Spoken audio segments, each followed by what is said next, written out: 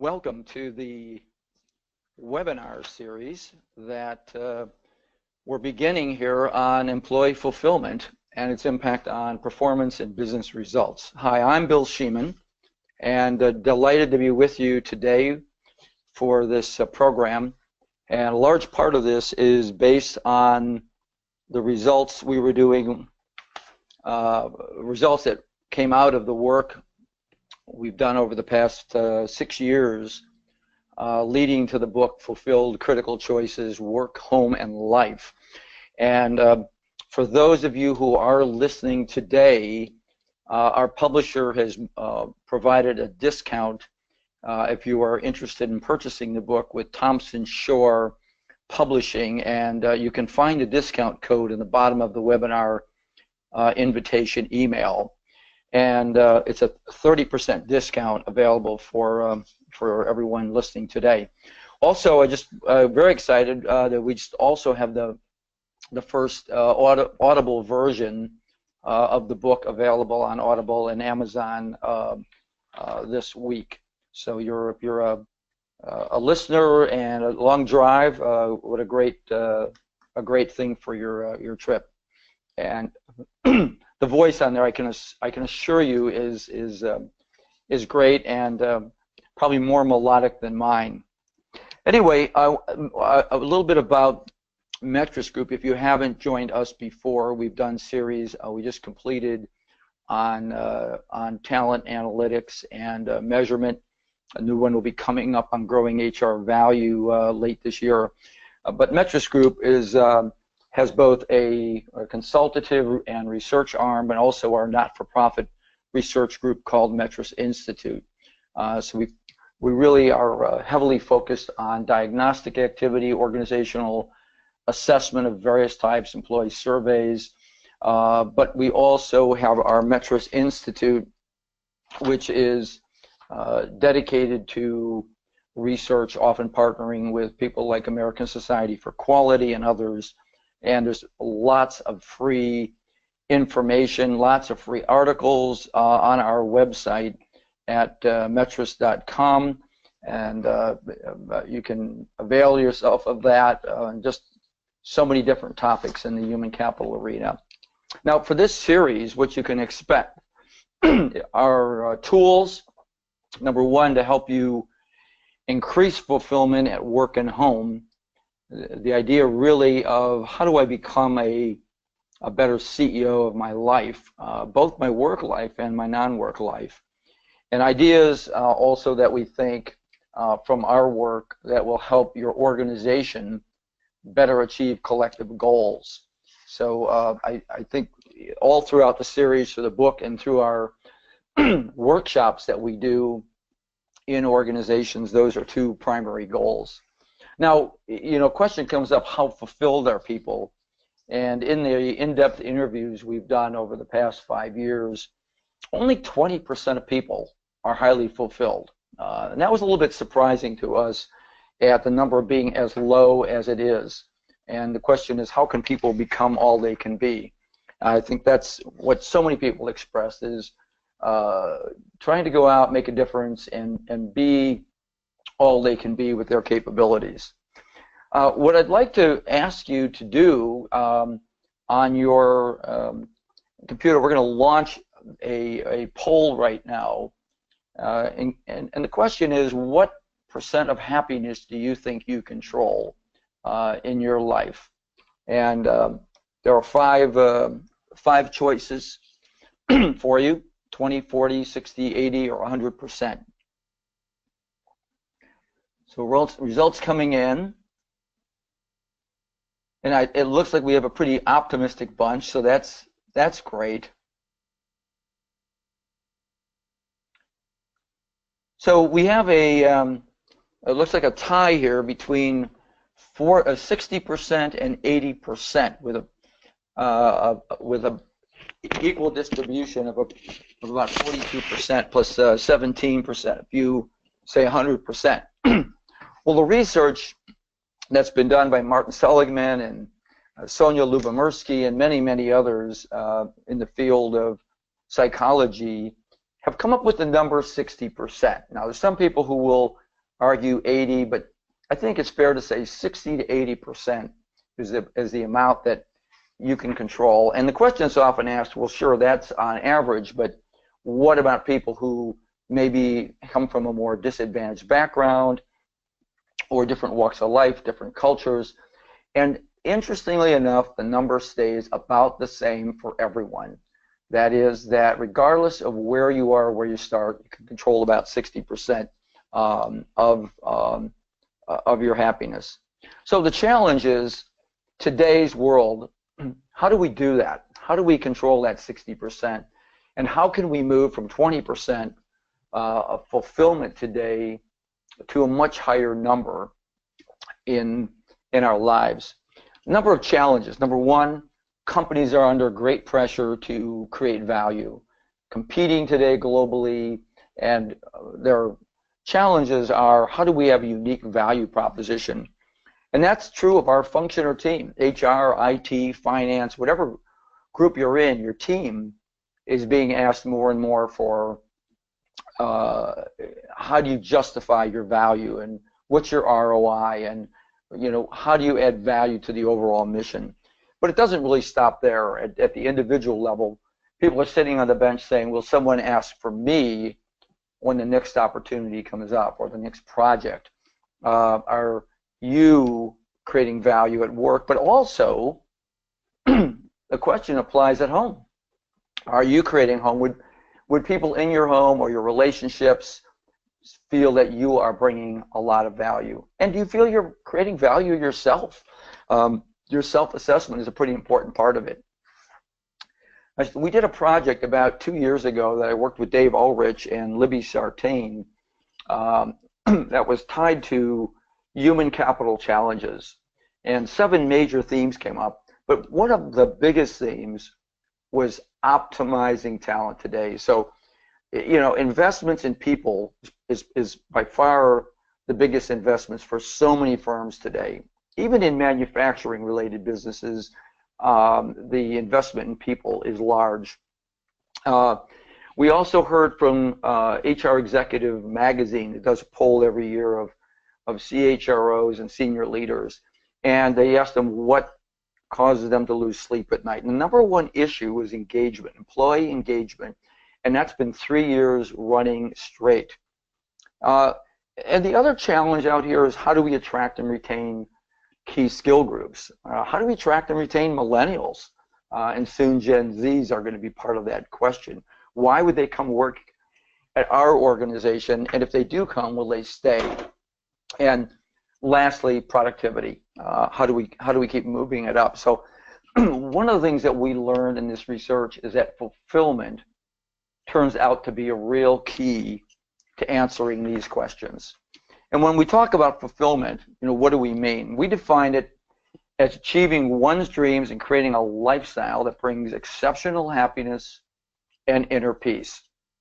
And that may sound like a tall order, but as you talk to people and they begin sharing their thoughts, their feelings, where they want to be in life down the road, variations of this come up all the time. 99% of the people we talk to thought becoming fulfilled is really important in their lives. So one of the questions you might ask, and one that we ask in our corporate workshops that we do and in our individual workshops, is what does fulfillment mean to you in work and personal life? And it can mean different things for different people, but everyone is looking for some form of that. And we run into people who just get tremendous fulfillment from work itself. That is the driving force. And there's others, it's family. Others, it's a hobby. There are so many different things. For some, it's religion and their commitment to that or a hobby. So think about that, and it's not something we can do on a webinar today, but it requires some deep thought. It requires holding up somewhere for at least a few hours and probably more to really begin thinking about, what will bring fulfillment in your life? What were the things that are important to you? And today, what are the barriers to getting there? So in the work we did in studying this phenomenon, it really started for us looking at corporations, and understanding how do we motivate people, how do we get return, how do we grow engagement. But as we got into this research, we began looking much more and said there's some wisdom here and looking at the whole individual, and then understanding the individual, what happens when they intersect with the organization? What makes the difference between the employee experience where there's a great pop? We've all seen it, where employees are excited and revved and committed long-term, and we've seen the opposite. So what makes that difference was part of what we were investigating. And there's a science to this. That is, we discovered there are some things based on good scientific research, psychological research that play out over and over and over again. These are principles that can be applied to anyone. And then there's an art of fulfillment. I would call this the street smarts. This is the things that we learned from people who've been around the block a few times who said, you know, looking back on my life, these are the things that I really learned about fulfillment. And we found that some were more important than others to different individuals. And in the book, we talk about 10 of them. In our next webinar on November 30th, we're going to talk about some of those areas in much greater depth, particularly as they tie to resilience and learning today in the environment. But right now, let's take a look at the science side of this, because there are things that everyone can do. And what we learned, first of all, at the top is this term called ACE is pretty important. We had discovered this already 12, 13 years ago in our work on corporations. But when we did the individual work, ACE came up to play a role as well, but in a slightly different context. So what do we mean by ACE? ACE stands for alignment, capabilities, and engagement. And those are the three success factors that seem to predict not only business success, but also personal happiness and fulfillment. Alignment, as it's been defined here and predicts corporate outcomes, is the alignment that we have between our vision, whether that's a corporate vision or an individual vision, and the goals, the brand of the organization, how we deal with our customers or stakeholders. On the personal side, a stakeholder might be my spouse, or it might be a great friend that I have. Those are my stakeholders outside of work. So alignment is the extent to which we have that clarity of purpose and everyone kind of focused in the same direction at work. Capabilities, if you think about this through the customer's eyes, it's about a combination of three things. Do we have the right competencies, information, and resources? So think about you're renting a car and showing up at the rental agency. You want somebody who's going to be able to be smart and help you get your car quickly. You want to make sure that they got the reservation, which is the information system plug-in, and you're hoping that the logistics manager has the right mix of cars that will enable you to get the size and type of car that you want. So this dimension is really predictive of customer satisfaction and buying.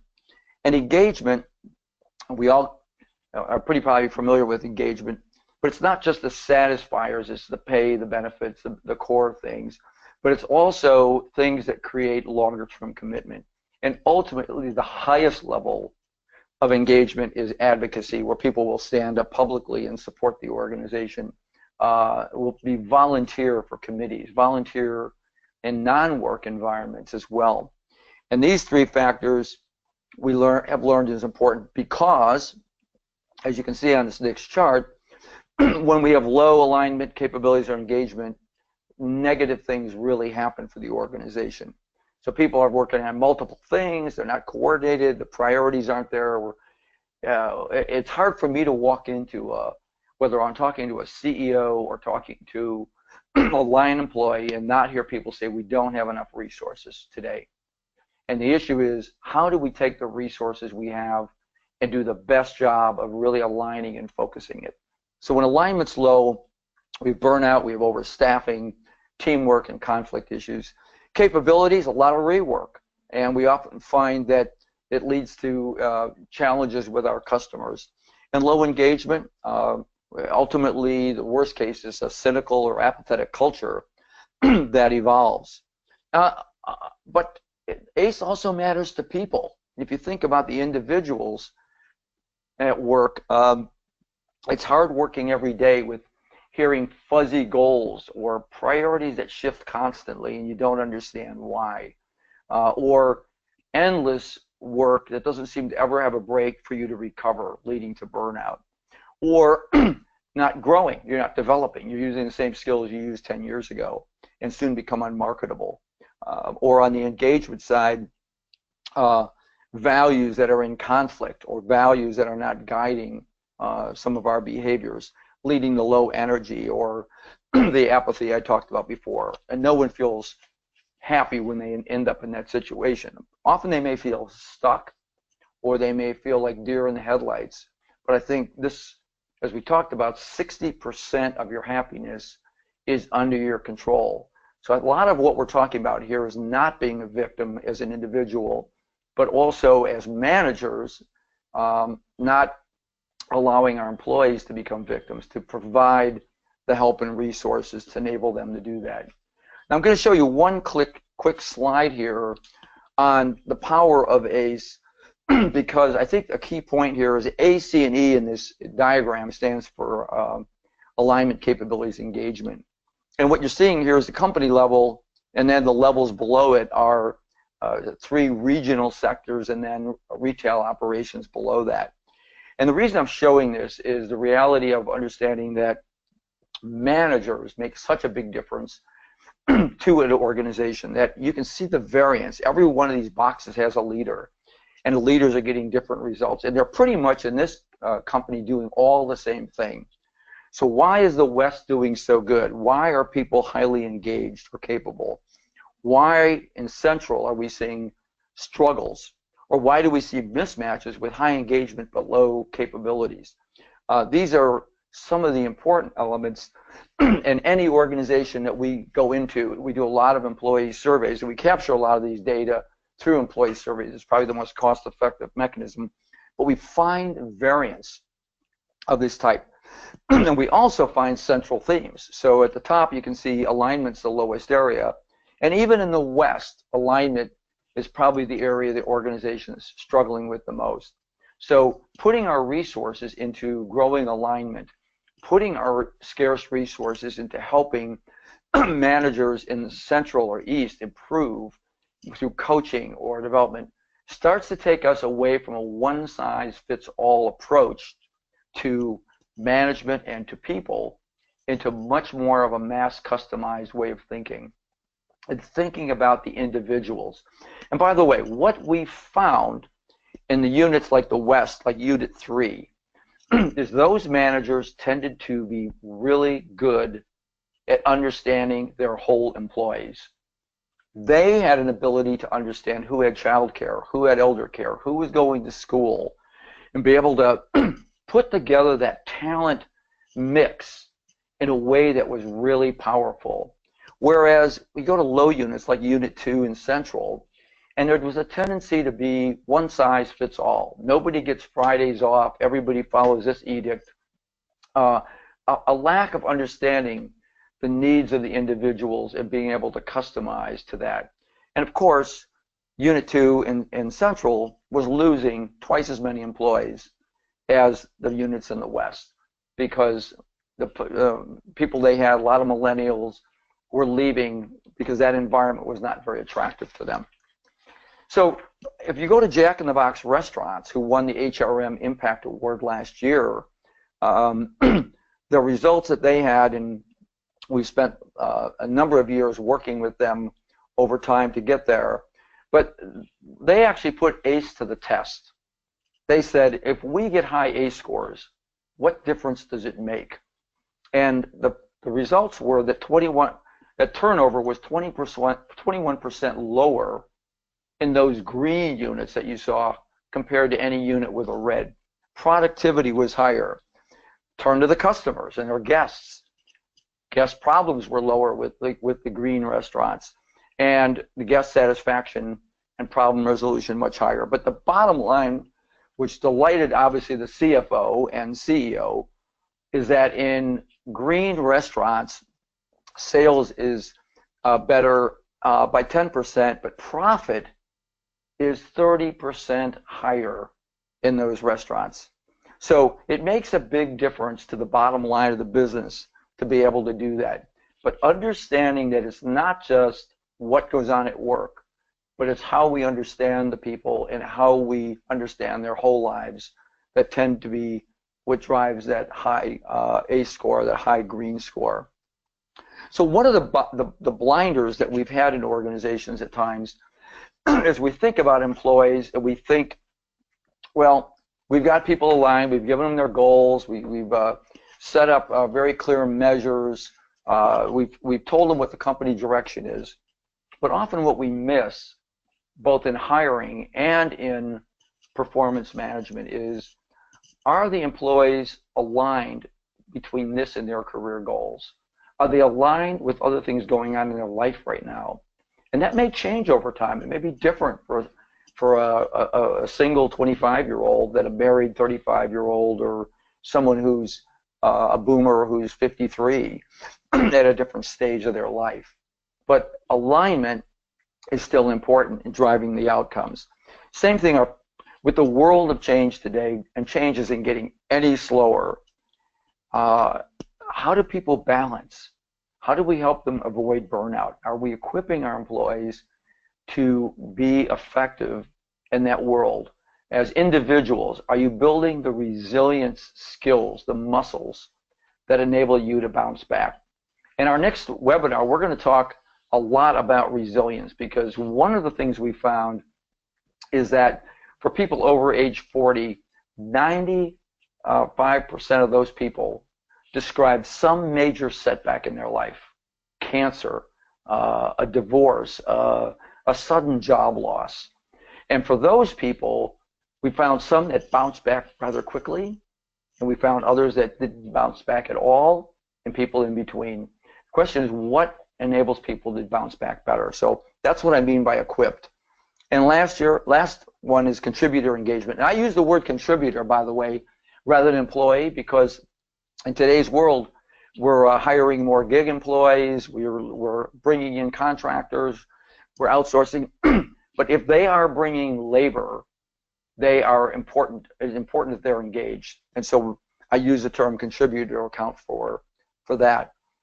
Are people engaged because we've tapped into some passion in their life, and not just because they're showing up for a paycheck?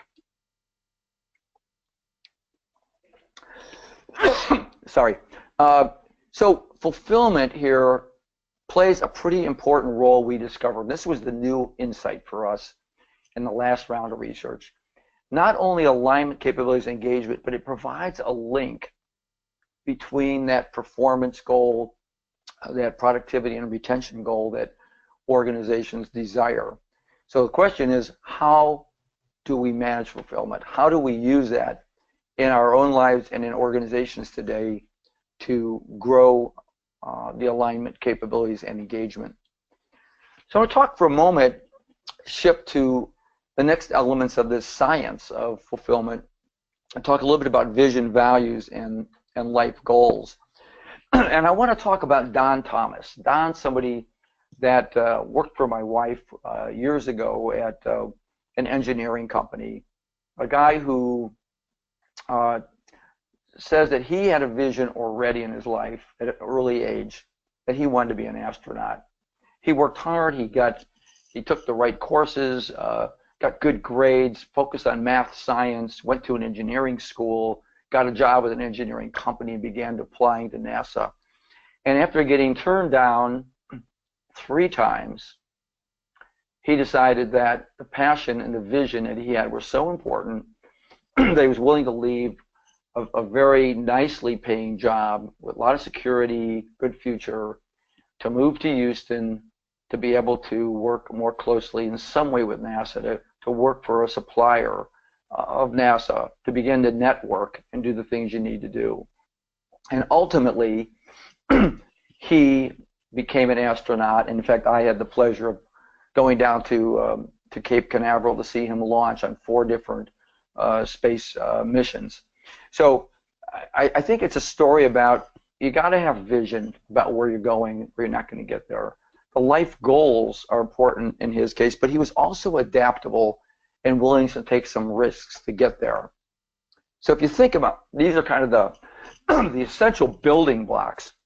My values, my deeply held beliefs, and are my values aligned with the organization?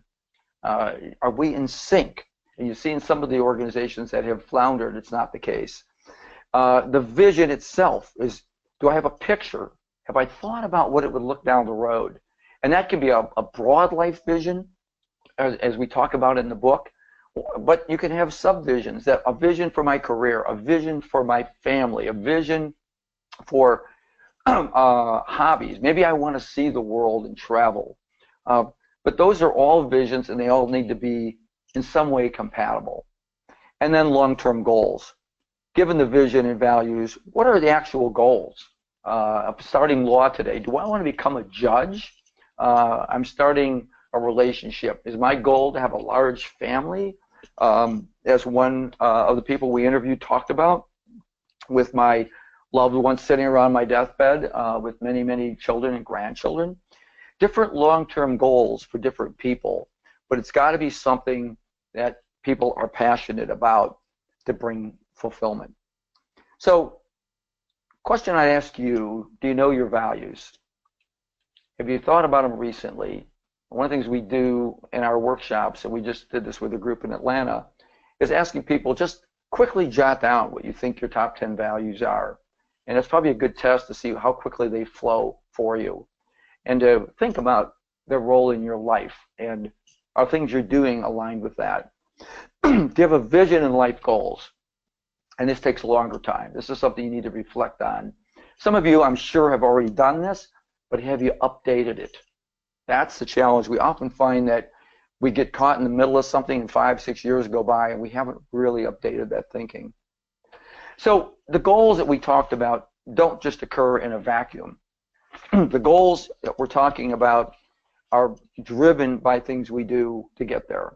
Number one, are they balanced? Do we have balanced life goals? And in our next workshop, we're going to talk a little bit about the 6 sectors of life and how you balance and how that links to time management and balancing priorities, which has a lot to do with work-life integration. Lighthouse goals. These are goals. These are the stepping stones. I can see where I want to be 3 years, and that'll help me get to the vision I have 10 years. But if I don't have the 3-year goal, it's hard to get there.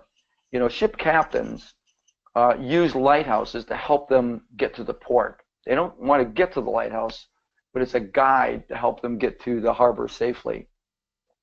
And drivers are success factors. Do I need a degree? I'm going to go and become a lawyer. Well, I better get a good grades in school, and I also better do well on my LSATs. A driver is something important. But to get that, I have to take some actions today. I have to manage my time. I have to study a certain amount if that was my goal. I have to spend the right time in the right areas to enable that to happen. And that has to be matched with your interests. It'd be nice to say, I'd love to be an astronaut, but you know, I'm not that interested in engineering, and I'm not that interested in space flight, or you know, I don't really have skills in that area. It's not going to be likely outcome if it isn't aligned with those interests and skills. And very importantly is the one on the far left, the engagement or the passion. And as Dave Evans at Stanford says, you know, a lot of young people don't know their passion yet. So to ask a 17-year-old, do you have a passion? Don Thomas would say yes, the astronaut. But not everybody would say that.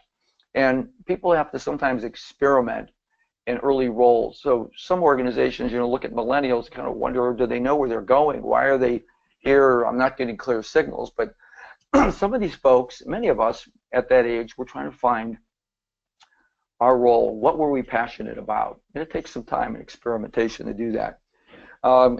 Think about your passion at every level, your energy. Because that energy that gets you up on Monday morning is that fuel, right? To leverage the fuel that you have, the skills and competencies to get to your goals. So go back, think a little bit about, you know, what gets you pumped up. Think about the experiences you've had. If you've been on different teams, which teams got you most pumped? Which ones gave you energy as opposed to draining it? What are situations that you kind of walk away demotivated from? And remember that issue, 60% control. How do you help yourself begin to avoid those situations as much as you can? Now, some at work you can't, but there are times you can. You may have to work around a boss that's not working for you, even though you've had others that are. Maybe you need to move and work hard to get into a different unit. Maybe it's avoiding certain kinds of projects where you know it's been a drain and really demotivates you. But that's an issue where you can't sit and be a victim. So the question I'd ask you to think about is, what are you passionate about? Put down some things, list areas that have created that passion for you, and then ask yourself, am I willing to take the risk to achieve my dreams? Am I willing to do the kinds of things Don Thomas did, to get there?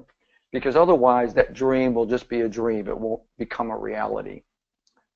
So we talked a little bit about the vision, values, life goals, and the stepping stones I described a moment ago. One of the things we feel is a picture is really helpful to a lot of people. So one of the things we created was life maps a number of years ago. And a life map might be a helpful tool for you just to picture the things I've talked about in the other chart. Starting on the right, if you want to become a VP, what are things you'd want to do along the road? I want an MBA maybe. I need to achieve a manager director position. That maybe need to start out with choosing a certain kind of company where I think I can thrive, where I can get an internship coming out of college. Maybe the type of college I went to will be important to landing that job. But that leads to actions today, which might be reading and articles and relevant books, taking certain kinds of prep classes or business clubs. And this just isn't for people in college or early age. It's for anyone. We've interviewed so many of our people who are age 45, 55, who are saying, what do I want to do next? Or I'd like to shift where I'm going, and I've got some new visions. How am I going to get there? The maps work just as well for people at any age. As long as they have a vision and a life goal, then the process of thinking about the steps to get there are a pretty logical journey. So one thing we know that we've learned is in studying talent management for so many years, and in this new research, is that fulfillment tends to be driven also by a lot of the things we do in organizations design. So part of this is how we manage people and how we interact. It's those restaurant managers that could bring out the best in people. And in an industry where there's 100% turnover, and keep in mind some people stay for a very long time, some turnover in 2-3 months, keeping an employee for 6 months longer is a major impact on the organization's bottom line, and also potentially a big impact for the individual, feeling that they want to be there for a period of time, even if it's not forever. So I think one of the things to think about is all the ways we design our organizations, attract, onboard, train, do performance management, and even how we try to retain people or recover them once they've left, can have a major impact on fulfillment, which has the impact on, do I want to come here or not? Do I want to stay here? Am I willing to put in more discretionary effort? Is this aligned with where I'm going so that I feel I'm feeling in sync? So we pulled one example here, and we'll do a little more of this in our next workshop, in addition to some of the individual resilience skills, is performance management, because it's so profound. It has an impact in so many ways on the individual. And one of the things we've learned is that the performance appraisal process or review process can often create far more damage than value if it's not done well. If you think about it, it can set up a fundamental disagreement between alignment and engagement. When we do our surveys of employees, we often find when we ask the question, did your review help you improve performance in the next cycle? we have a lot of unfavorable responses to that. And that's period over period over period. The review is not helping them necessarily get better. It may be giving them an evaluation, but is it helping them actually improve? Is it helping them develop? And part of the problem is they may be more aligned, but they walk out more debilitated. So we find the systems are often too complex, rigid. The connection to development is frequently the weakest, and feedback and coaching are one of the biggest concerns, that employees aren't getting the mentoring or the coaching that they would really like. And this is certainly going to be more important to younger stage employees who are, earlier career stage. And one of the biggest gaps that was an aha for us in this is it often doesn't integrate work and non-work. People report high levels of stress. In some of the recent work we did with an organization, we had 75% of managers reporting incredibly high stress levels, 80% or so with very difficult work-life balance issues. And if the performance review and discussion and the ongoing coaching doesn't address both work and non-work and how that fits together, it's really ignoring a key part that comes back to ACE, that people are not going to be as aligned when we really need them to be. They won't invest in the development and the capabilities that the organization needs, and they're not going to come in with passion for the work that they're doing. So are we destroying engagement when we do this, and how do we manage not to do that? So we've looked at a number of organizations in recent years, and the good ones are, number one, getting very good leader role models, leaders who are behaving consistently with the kinds of conversations that are evolving today. They do a lot to create emotional engagement.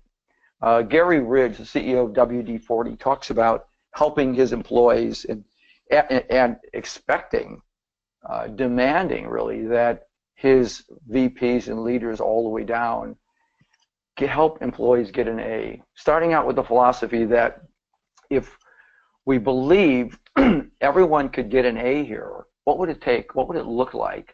And then how do we build and coach people to get there? Very powerful. They don't end up with a normal curve you would expect of performance with, some A's, a lot of B's, some C's. They end up with lots of A's, some B's, and almost no C's. It's partly how you start out with that view toward engagement. Train managers and alignment capabilities and engagement. Managers who know this and build this into their skill sets have far more productive employees. Performance management skills are learned skills. There's very few managers that have it innately, maybe 5% from our cases that we've done. A lot of managers want to know how to do it better. Very few managers are going to raise their hand and say, I don't know how to do this. So help here is important. Also, the coaching should work on the alignment of vision, strategy, roles, goals, and measures, right, for both the organization and the employee. Where is the sync here? And it should be a pretty important part of selection. Because if you start with people who are misaligned, really unlikely to be engaged in your environment or culture, the odds are it's not going to get any better. And what we do is we see people start with high AC and E scores, and the engagement scores just start plummeting over the first few months and years. Develop capabilities and growth, I think, is a pretty important one overall. So couple things to think about as you do that. I think the biggest one is this sense of what are people personally interested in growing? What are they trying to develop? If you think about the capabilities, it's an ongoing day-to-day improvement activity. It's not something that's a one-shot, let's go do it. People often come in pretty equipped to do things in an organization or learn it, but then it's not renewed. And the other part of this is measuring the performance management and the ACE effectiveness. Are you doing ACE surveys? Are you sampling people with interviews and looking at how aligned, capable, or engaged they are. So we do a lot with performance management, but we often don't measure, the ultimate impact of it. And it's very much akin to my conversations with CFOs when I ask them, you go through so much work to build your budgets and decide on the 15 or 17% of initiatives that people turn in that you can actually fund and support.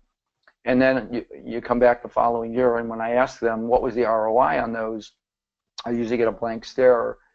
And they say, well, we don't really have time and resources to do that. So we're spending money, we're investing, but we don't know whether it's moving the needle or not. So a couple of actions, 5 actions that you can take now. One is affirm your vision and discuss the visions of your team members. Do you have a clear sense of what those are?